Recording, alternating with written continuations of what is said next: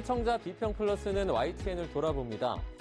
최근 참혹한 사건 사고를 전하는 소식이 연이어 들려오고 있습니다. 강력범죄의 국민 불안은 점점 커져만 가는데요. 오늘 뉴스 리뷰 Y는 강력범죄 사건 사고를 다룬 YTN 보도를 살펴봅니다. 이번 주는 어떤 시청자 의견이 들어왔을까요? 시청자 톡톡 Y에서 확인해 보겠습니다. 잠시 후에 만나보시죠.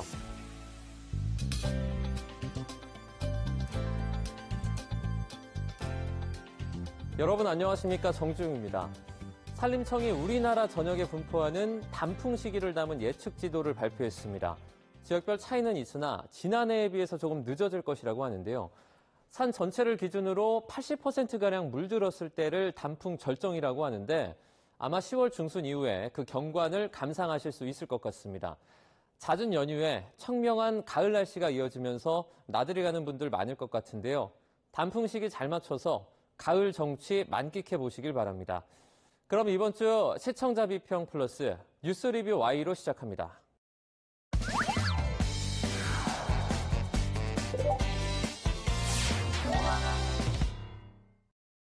세 분 어서 오세요. 안녕하십니까?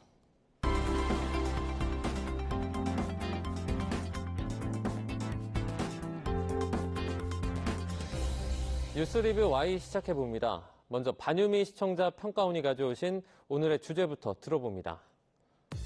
지난달 발생한 순천 여고생 살인 사건은 우리 사회에 큰 슬픔과 충격을 남겼습니다. 돌이킬 수 없는 피해가 발생한 만큼 사건의 충격과 민감성을 고려한 언론의 신중한 접근이 더욱 요구되는 시기인데요. 이럴 때일수록 사건 정보를 정확하게 전달하고 범죄 예방과 피해자 보호에 관한 고민을 이어가는 언론의 역할이 중요하겠습니다. 그렇다면 YTN에서는 이런 살인사건 보도를 어떻게 전하고 있는지 오늘 뉴스 리뷰 Y에서 함께 살펴보겠습니다. 이 보도를 전하는 저희도 그리고 받아들이는 시청자분들도 최근에 들었던 사건 중에 가장 안타까운 그런 사례가 되지 않을까 싶습니다. 강력범죄를 다룬 보도가 눈에 띄는데요. 이 관련 보도들이 YTN을 통해서 전해지고 있는데 어떻게 보셨습니까? 살인이나 살해는 이 타인에 대한 강력범죄로 이 발생 빈도는 낮지만 언론이 일정 기간 지속적이고 또 집중적으로 보도하므로 사회 전체가 이 범죄에 관심을 집중하는 모양이 되기 쉽습니다. 예를 들어서 전남 춘천에서 10대 청소년을 흉기로 살해한 박대성 관련 보도는요. 9월 26일부터 10월 10일까지 보름 기간 보도가 약 25건 넘게 이어졌습니다. 피해자가 어린 10대 청소년이었고요. 약한 대상이었던 만큼 또 가해자인 박대성은 피해자와 일면식이 없는 관계임에도 잔혹한 범죄를 저질렀던 점 등 이 특징이 언급되면서 관련 보도가 연이어 다뤄졌지요. 9월 26일 17살 소녀를 한밤 30대 남성 흉기 습격에 숨져라는 보도가 처음 나갔습니다. 이 10대 소녀를 흉기로 숨지게 한 그 30대 남성이 이 만취 상태에서 다른 행인과 다투다가 이 경찰에 붙잡혔다라는 보도였습니다. 이 범행 시각이나 장소, 또 범인의 동선, 또 피해자의 피해 정도와 신고자의 목격담 등을 위주로 해서 보도가 됐습니다. 가해자에 대한 신원이나 범행 동기는 좀 부족한 보도가 나갔던 것이었고요. 다음 날 보도였습니다. 순천 10대 흉기 피습 사망, 또 묻지마 범죄. 이 보도에서는 이상동기 범죄라고 하죠. 그 묻지마 범죄라고 볼 수 있지 않겠느냐 하는 대담이 이어졌습니다. 대인 강력범죄에서는 계획범죄 여부가 이 양형에 영향을 미치기 때문일 텐데요. 가해자가 술에 취한 상태였다고 주장하고 있으니까 이 심신미약 상태를 이유로 양형이 달라질 수 있는가에 대한 좀 질의가 이루어진 것으로 보입니다. 이때까지만 해도 이 범행 동기나 또 가해자에 대한 정보 등이 부족했기 때문에 기존의 비슷한 범죄와 비교해서 이 양형을 어떻게 예측할 수 있는가를 중심으로 대담이 됐습니다. 사건 발생과 수사에 관한 사건 정보에 이어서 사건 분석에 관한 보도도 이어졌습니다. 순천 10대 살해 박대성, 범행 직전 경찰 만났다의 서정빈 변호사는 수사 과정을 통해 알려진 피의자 만취 주장의 의도를 분석하고 주치 감경이나 심신미약 인정 여부에 관한 전문가 판단을 제시했습니다. 피의자 동기 및 상태는 처벌 수위에 영향을 미칠 수 있어 전문가 분석에 더욱 귀 기울일 수 있었는데요. 시청자가 수사 진행 과정, 살인의 처벌 규정과 같은 법적 쟁점을 확인했는데 사건에 대한 이해를 높이고 범죄자의 무분별한 주장을 경계할 수 있도록 했습니다. 또 범행 직전 피의자와 경찰이 대면한 적이 있었다며 그 내용도 살폈는데 범죄 예방과 공공안전에 관한 경찰 대응의 적절성에 대해서도 되짚어 볼 수 있어 유익한 논의가 됐습니다. 10월 3일 YTN 뉴스와이드입니다. 순천 10대 살인 박대성 범행 후 섬뜩한 웃음 이 대담에서는 흉기를 본인의 가게에서 가지고 나왔고 또 다른 장소를 배회했다거나 그러한 사실들을 조합해 볼 때 계획 범죄 여지가 다분히 있다라는 사실 등을 좀 되짚어 봤습니다. 범행 후에 이 박대성이 CCTV로 보면 거리를 배회한 장면이 보이는데요. 멀쩡하게 걷는 모습 등이 확인됐습니다. 가해자에 대한 양형이 오히려 가중되어야 한다라는 여론에 힘이 실리게 했는데요.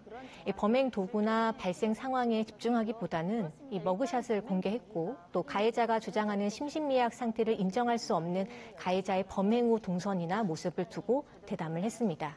범죄의 죄질과 또 가해자의 범행 후 반성 정도 등을 볼 때 합당한 양형이 내려질 수 있어야 한다는 점에서 대담의 내용은 적절했는데요.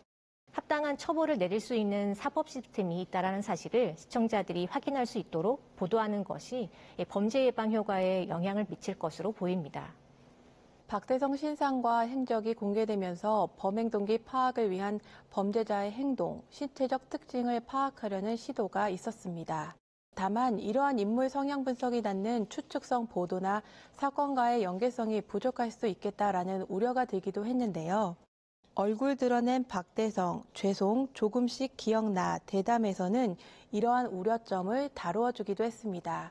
신상 공개에서 드러난 피의자 문신을 두고 범죄와 연관성으로 직접 연결된 것은 아니지만 박대성의 심리를 분석하다 보니 목에 새겨진 문신에도 의미를 부여할 수밖에 없는 것이라고 설명했습니다. 여기서 문신에 대한 사회적 인식이 안 좋아지는 것은 아니냐는 우려에 대해서는 그런 일반화는 조심스러운 경향이 있다라는 전문가 의견까지 제시해 주었습니다. 피의자 인물 분석이 가지는 의미와 주의를 모두 확인할 수 있었는데 시청자가 균형 잡힌 관점으로 사건을 바라볼 수 있도록 논의해 준 대담이었습니다. 앞서 언급해 주셨지만 상당히 많은 양의 보도가 있었습니다. 언론의 빠른 경쟁 구도 때문일 수도 있겠고요. 이런 강력 범죄일수록 표현의 문제가 늘 언급되곤 하는데요. 과거랑 좀 이런 보도를 비교했을 때 어떻게 달라졌다고 보세요?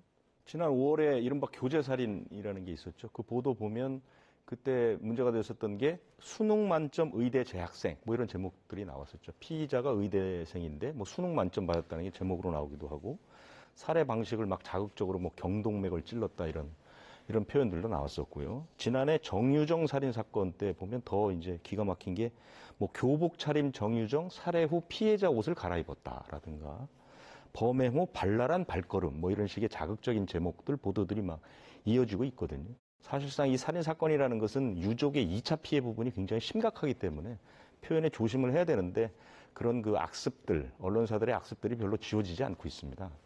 지난 그 1947년에 미국의 이른바 그 블랙 달리아 사건이라는 게 있었거든요. 이게 역사상 가장 잔인하고 선정적인 살인 사건으로 꼽히고 있는데 지금도 미제입니다. 해결이 안 됐는데 그때 이제 그 여배우 지망생, 22살 여배우 지망생의 시신이 발견됐는데 이를 둘러싸고 주변인들의 각종 억측이 막 난무하면서 사건 해결보다는 완전히 선정적인 국면으로 넘어갔던 그런 일이 있습니다. 그렇게 언론사들이 아까 앵커께서 얘기하셨지만 이 보도의 경쟁이 그런 일을 벌이고 있고요. 범죄 파동 이론이라는 게 있는데요. 이게 뭐냐면 어떤 한 언론사가 범죄를 집중 보도해서 이게 사회 문제화가 되면 다른 언론들도 앞다투어서 그 사건을 보도하는 경향을 보이게 됩니다. 그렇게 되면 전 언론사가 나서서 그 사건을 보도하게 되고 그러면 사회에 큰 이슈가 되고 그러면 사법당국에서 또 그 사건을 집중적으로 수사를 해서 또 결과를 크게 냅니다. 그러면 언론이 또 받게 되고 이렇게 해서 사회적으로 이제 문제가 되는 큰 그 살인 사건이나 그 강력 범죄가 사회를 완전히 휩쓸고 지나가는 그런 그 일이 오랫동안 지속되는 그런 현상들인데요.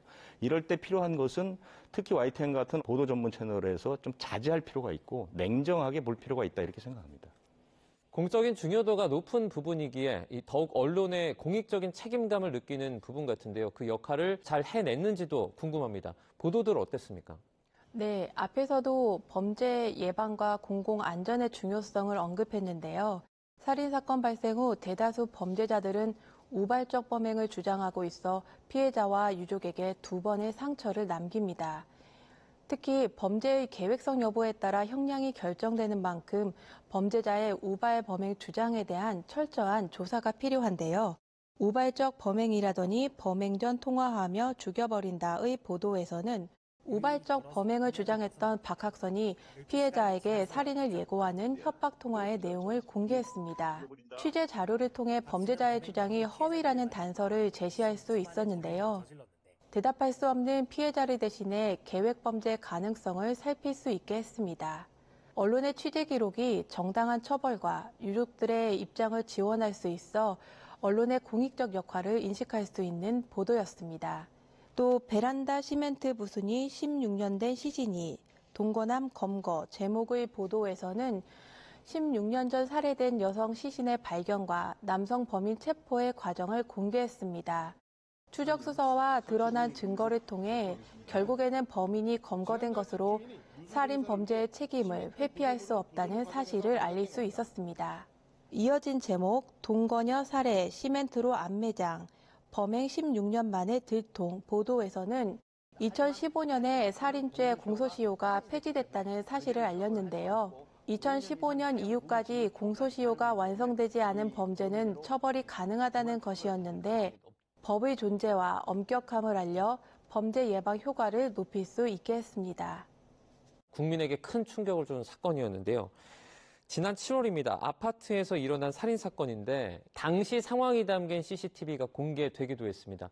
관련 내용을 다룬 보도는 어땠습니까? 네, 지난 여름이었죠. 아파트 주민을 일본도로 살해한 남성이 체포됐다는 사실을 전한 바 있었습니다. CCTV에서 드러난 잔혹한 일본도 범행 제목입니다. 이 대담에 출연한 서정빈 변호사는 영상의 사건 발생 상황을 묘사하며 엄청난 범행을 저지름에도 뻔뻔하게 행동했던 피의자의 행동과 태도를 분석합니다. 처벌에 영향을 줄 수 있는 범행의 고의성, 피의자의 정신질환 유무 등을 판단하고 유가족이 제기한 초기 대응 지연의 문제도 함께 살폈습니다. 이어서 일본도 살해 가해자 국민참여재판 요청, 감형 놀이나 제목의 대담에서 김성수 변호사는 가해자의 국민참여재판 신청, 가해자의 우발적 범행 주장, 검찰이 제시한 이상 동기에 의한 계획적 범죄 가능성과 사건의 쟁점을 추가로 설명했습니다.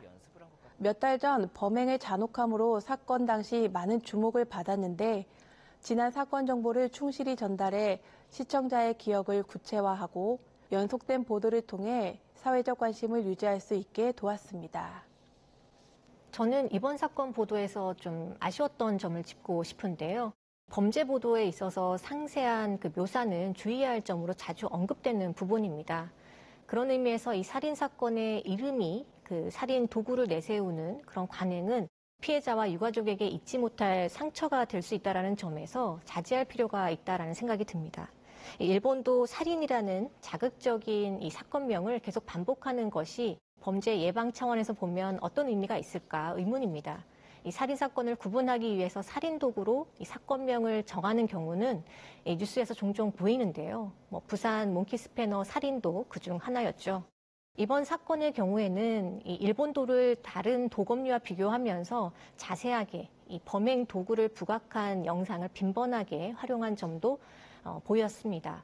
도검을 관리하는 제도의 보완점을 강조하기 위한 것이기는 해도 좀 다소 자극적인 영상을 반복해 제공했다라는 점에서는 좀 의문이 들게 했습니다. 도검 관리 체계에 대한 문제 지적과 또 개선에 대한 뉴스는 이번 사건과 연관해서가 아니라 이 계기 정도로만 제시되었어야 했다라는 생각이 들었습니다. 살인사건 보도의 적정선에 대한 질문이 좀 반복되는 것 같은데요. 모방 범죄 등 여러 우려점이 많은 만큼 과잉 보도로 이어지지 않도록 주의할 필요가 있을 것 같아요. 맞습니다. 이 대중들은 부정적인 정보에 민감하고 또 관심이 많습니다. 그렇기 때문에 살인사건 보도에서 범행 동기는 매우 중요한 작용을 하는 내용 중 하나인데요.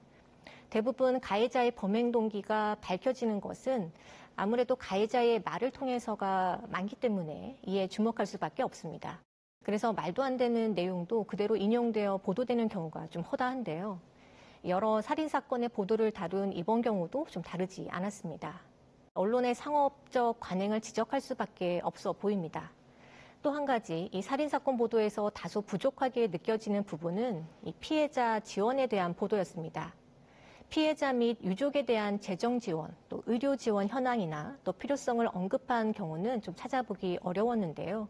범죄자나 가해자에게 마이크를 가져가서 유가족과 피해자에게 하신 말씀이 있습니까? 와 같은 취지의 질문을 하는 경우는 자주 보여도 이 대인 강력범죄를 경험한 유가족은 어떻게 회복에 전념할 수 있는지 알 수 있는 정보를 찾아보기는 어려웠습니다.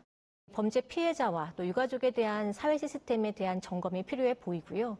또한 범죄를 경험한 유가족 등을 위한 지원 제도에 대해서 시민들이 알 수 있도록 이 자살 예방 보도에 함께 쓰이는 상담 안내 문구처럼 일정한 안내가 필요하다라는 제안을 좀 하고 싶습니다. 언급해 주신 것처럼 이제 피해자 지원 관련된 내용은 저도 많이 보지 못한 것 같습니다. 좀 지적해 주신 내용이 공감되는 부분이고요. 국민의 경각심을 좀 높이는 차원에서 아주 중요한 보도라고 생각을 하는데 범죄 행위를 억제하는 데 도움이 되는 방향으로 보도에 있어서 적절한 가이드라인이 좀 필요하다는 생각이 듭니다. 가이드라인이 있습니다. 그런데 지키지 않으니까 문제가 되는 것이고요. 또 하나는 가이드라인이 기준선이 좀 애매모호합니다. 몇 가지 소개를 해드리면 한국신문윤리위원회의 신문윤리 실천 요강이라는 게 있는데요. 위법적이거나 비윤리적 행위를 보도할 때 선정적이거나 자극적인 표현을 사용해서는 안 된다 이렇게 되어 있습니다. 여기서 선정적이나 자극적인 표현이 무엇인지에 대한 기준은 없습니다. 또 하나는 한국기자협회에서 성폭력, 성희롱 사건 보도 공감 기준과 실천 요강을 보면 가해 행위 자체에 초점을 맞춰 자세히 묘사하면 피해자를 자극적인 성적 행위의 대상자로 연상 또는 인식하도록 만들어 부정적 이미지를 고착화한다. 이렇게 되어 있는데 여기서도 자세히 묘사라고만 되어 있습니다. 언론중재위원회 시정권고 심의 기준이라는 게 있는데요. 이 중에 12조 1항을 보면 언론은 음란성, 포악성, 잔인성 등이 담긴 범죄의 수단과 방법을 필요 이상으로 설명하거나 선정적으로 보도해서는 안 된다. 여기서 또 필요 이상이라는 것은 또 어떤 기준인지가 나와 있지 않거든요. 그러니까 살인 사건이나 기타 그 중범죄에 관한 국민들의 이 감수성이 이제 날로 높아지지 않습니까? 그리고 옛날에는 어떤 공공의 알 권리 이 부분에 치중했다면 지금은 이제 유가족들의 2차 피해 이 부분에 대해서 이제 좀 더 신경을 쓰는 그런 분위기가 있기 때문에 언론들이 하루빨리 이런 기준들을 만든다거나 또는 보도에 있어서 자극적 표현을 자제하는 이런 운동들이 좀 일어나야 하지 않을까 이렇게 생각합니다. 네, 실장님 언급해 주신 것처럼 다양한 기준들의 좀 명확화가 필요할 것 같습니다. 그럼 오늘 뉴스 리뷰 Y 내용 정리해 보겠습니다. 이것만은 꼭 시간인데요. 평가원님부터 한 줄로 오늘 요약해 주시죠. 피해자 권리 보호와 사회적 지원 촉진하는 보도로. 이상동기 범죄라는 이름으로 범행 동기와 대상을 특정할 수 없는 무차별적 범죄가 늘고 있습니다. 그래서 살인사건 보도를 시청하면서 나도 피해자가 될 수 있다라는 생각이 들어 사건 피해자에게 더욱 마음을 쓰게 됩니다. 이러한 현실을 개선할 수 있도록 사건 가해자의 목소리에 집중된 관심이 피해자 혹은 그 가족들의 목소리로 더욱 옮겨갈 수 있었으면 합니다. 가해자 중심의 제도보다는 피해자와 그 가족의 참여권을 강화해달라는 목소리도 있었는데요. 피해자가 또 다른 피해를 겪지 않고 범죄 피해를 예방할 수 있도록 피해자의 목소리에 경청하고 관심을 갖는 언론의 노력이 이어지기를 기대하겠습니다. 이번에는 김수정 박사님의 한 줄 평도 들어보도록 하겠습니다. 범죄 예방과 사회 안전망 확보, 범죄 보도의 최우선 목표로. 10대 청소년을 흉기로 살해한 박대성 관련 보도나 또 일본도를 가지고 이웃 주민을 살해한 백 씨의 보도처럼 최근 언론이 보도하는 대인 강력 사건은 충격적이고 또 극단적입니다. 이 사건 발생 직후나 또 공판 과정을 보면 가해자는 이상한 말이나 또 행동을 보이는 경우가 많습니다. 하지만 개인의 폭력성이나 정신 이상을 이 살인과 같은 범죄의 원인으로 주목하는 것은 한계가 있습니다. 범죄 예방과 사회 안전망 확보를 위해 범죄 보도가 필요한 이유처럼 사회적 측면에서도 깊이 있게 분석하고 문제를 제기하는 보도가 필요해 보입니다. 범죄 사실에 대한 단순 보도에서 원인과 예방을 토론하고 또 대책을 논의할 수 있는 보도를 자주 접할 수 있었으면 합니다. 네, 오늘 강력범죄 관련한 보도들 살펴봤는데요. 오늘 뉴스 리뷰 Y 순서는 여기서 마치도록 하겠습니다. 세 분 오늘 말씀 잘 들었습니다. 고맙습니다.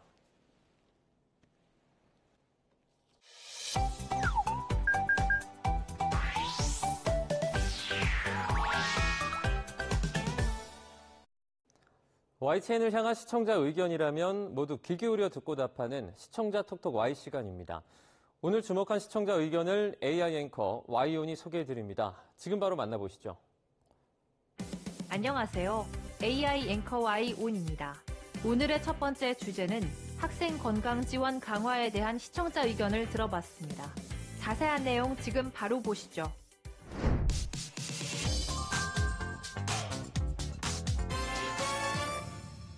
우리나라 어린이와 청소년들의 행복 지수가 높지 않다는 건 어제 오늘 일이 아닙니다. 우리나라 학생들이 우울이나 불안 등으로 인한 마음의 병을 겪으면서 상담 신청이 늘고 있는 가운데 상담 인력이 부족한 현실을 전한 보도가 있었습니다. 교육청에서 운영하는 학생 상담 기관인 위센터에서 병원에 연결한 학생 수는 지난 2020년에는 4,900여 명이었지만 지난해에는 1,500여 명으로 4년 만에 2배 넘게 늘었습니다. 학생들의 마음 건강이 화두로 떠오르자 정부도 다양한 지원 방안을 약속했습니다. 하지만 지원은 현실을 따라가지 못하고 있습니다.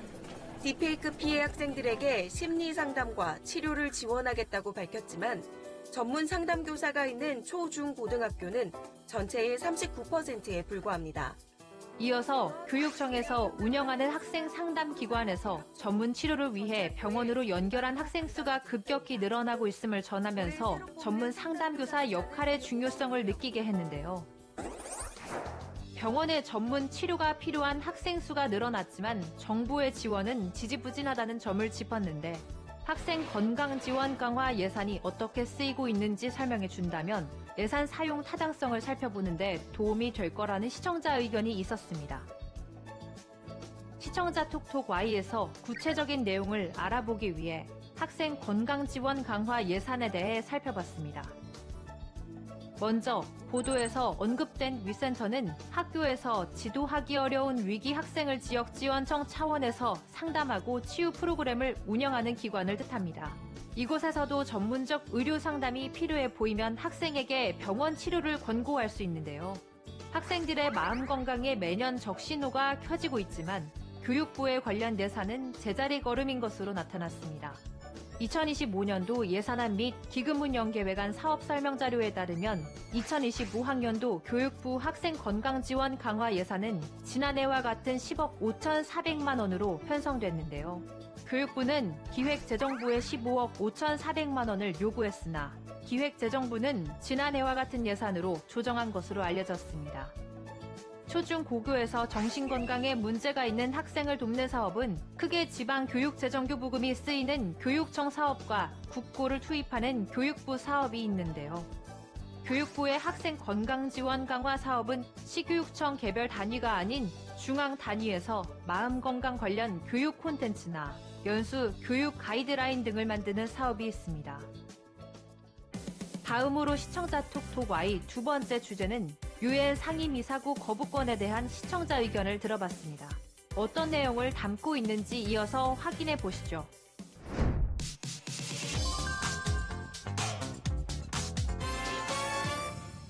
네, 국제사회가 마주한 주요 과제의 해결 방향을 담은 협약이 유엔에서 채택됐습니다. 유엔 총회 개막 전 유엔 안전보장이사회의 개혁을 논의하기로 했다는 소식과 함께 지금까지 문제가 됐던 이유를 짚은 리포트가 있었습니다. 현재 유엔 안전보장이사회 이사국은 15개국, 190여 개 회원국 중 소수에 불과합니다.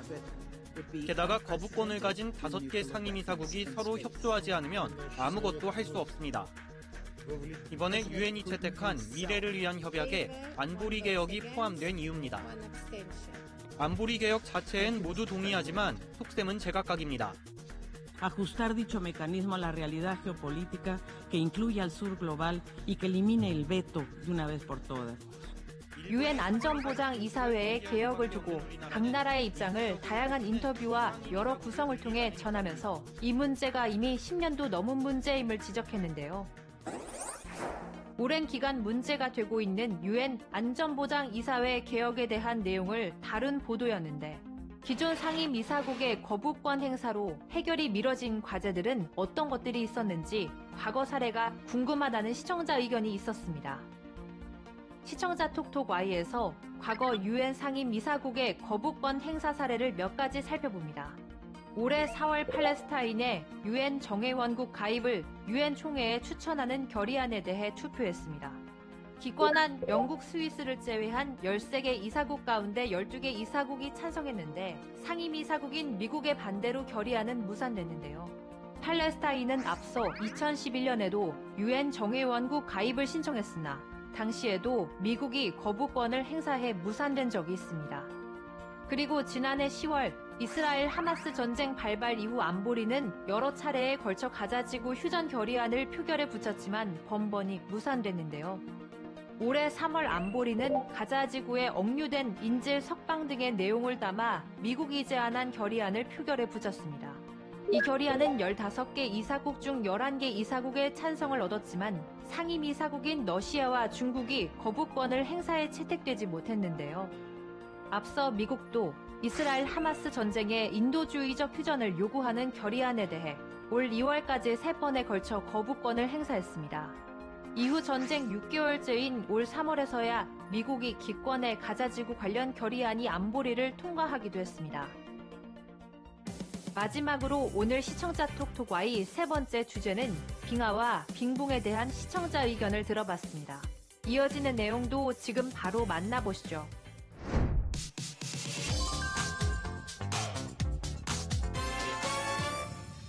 지구상 가장 추운 곳인 남극은 햇빛을 반사하고 해류를 움직이며 지구 기후를 조정하는 냉동고입니다. 기후재난을 살펴보는 지구의 맥박 보도를 통해 남극에서 빙하가 녹고 기온이 오르는 등의 심각한 변화를 살핀 리포트가 있었습니다. 남극 곳곳에서 이전에 볼 수 없던 변화가 일어나고 있습니다. 얼음 손실은 서남 쪽에서 특히 극심했습니다. 남극 최후의 보루로 꼽히는 스웨이츠 빙하가 있는 곳인데 얼마나 빨리 녹는지 전 세계 해수면 상승의 8%를 이끄는 중입니다. 조금 더 북쪽에선 A23A라는 이름의 거대한 빙산이 표류하고 있습니다. 지난 1986년 피리너 빙봉에서 떨어져 나와 웨델해에 조용히 머물렀는데 2020년부터 갑자기 더 따뜻한 북쪽으로 활발히 움직이기 시작했습니다. 다양한 방식으로 시각화한 자료들을 통해 막연히 생각했던 남극의 상황을 다시 생각하게 하는 보도였는데요. 남극에서 빙하가 급격히 녹으면서 빙봉이 붕괴하고 이로 인한 해수면 상승에 대한 위험을 알린 보도였는데 빙하와 빙봉의 차이를 설명하고 빙봉이 무엇인지 구체적으로 설명했다면 보도를 더 명확히 이해할 수 있었겠다는 시청자 의견이 있었습니다.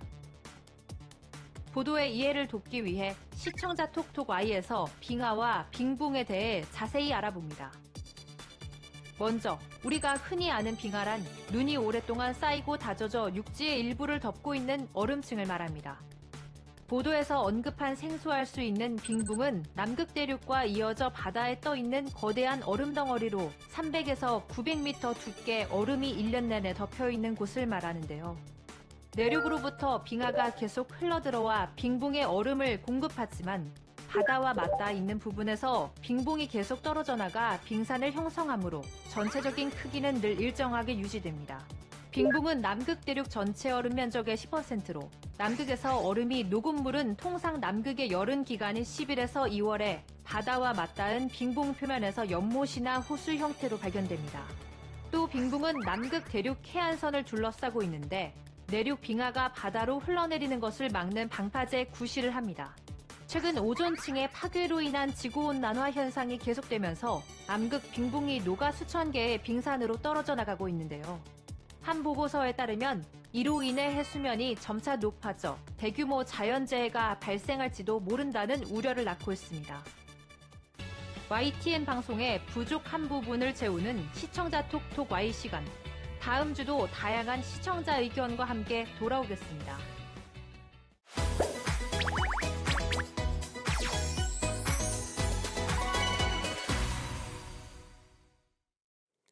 안녕하세요. YTN DMB 시청자 평가원 고두입니다. 10월 중순이 넘어 선선한 가을 바람이 아주 기분 좋은 계절입니다. 올해의 여름은 길고 길었고 또 매우 더웠는데요. 더위를 피하기 위해 그늘이 있는 나무 밑을 자주 찾았었습니다. 도시 여름에서는 한 그루의 나무가 큰 역할을 해주는데요. 오늘은 도시를 지키는 숲지붕의 역할을 톡톡히 해주고 있는 가로수의 역할에 대해 알 수 있었습니다.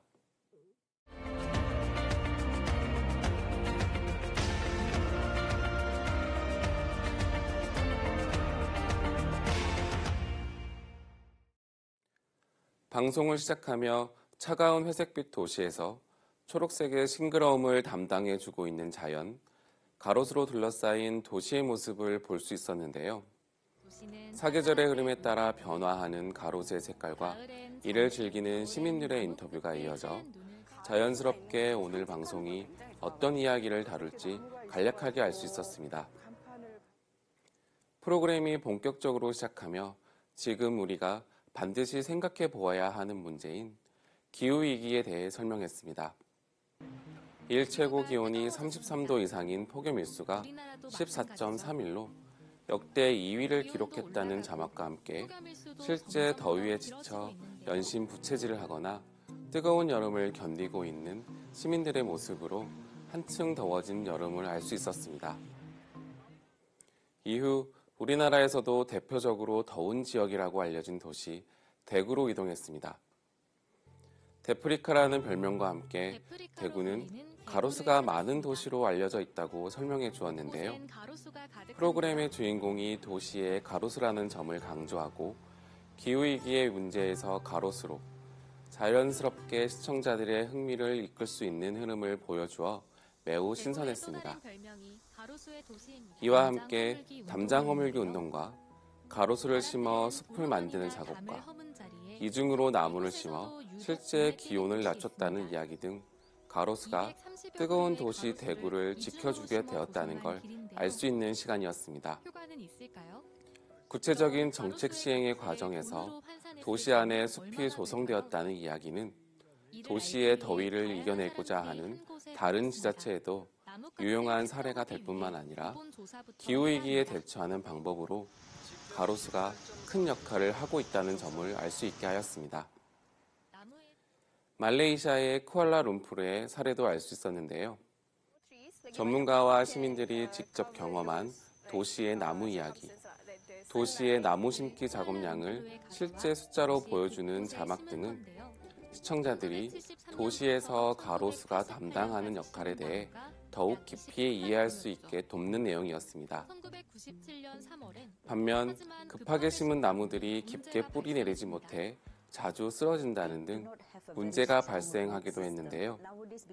이러한 문제를 다뤄줌으로써 우리가 도시에 나무를 심는 작업을 할 때 어떤 부분에 초점을 두어야 할지도 함께 생각할 수 있는 시간을 주기도 했습니다.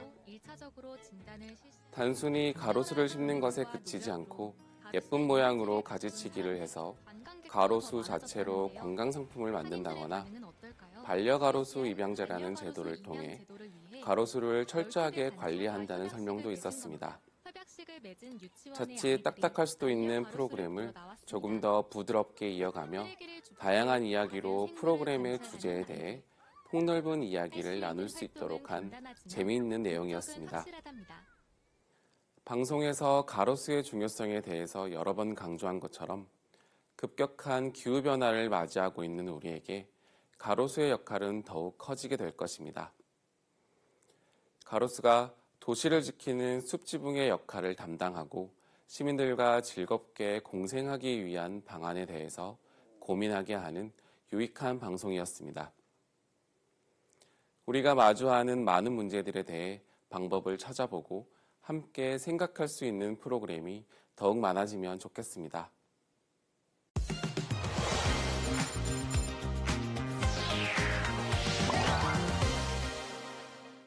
시청자 목소리로 YTN을 되돌아봅니다. 방송에 대한 여러 의견들 SNS와 홈페이지를 통해서 남겨주시고요. 시청자 비평 플러스는 다음 주 더 새로운 의견으로 돌아오겠습니다. 시청해주신 여러분 고맙습니다.